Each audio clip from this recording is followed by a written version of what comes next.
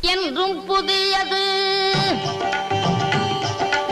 பாடலென்றும் புதியது, பொருள் நிறைந்த பாடலென்றும் புதியது. முருகா உன்னை பாடும் பொருள் நிறைந்த பாடலென்றும் புதியது.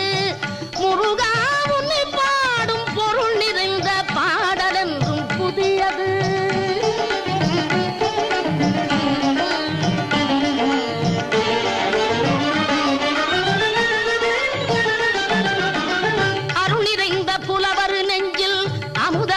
தமிழ் கொடுத்த பொருள் நிறைந்த பாடல் என்றும் புதியது.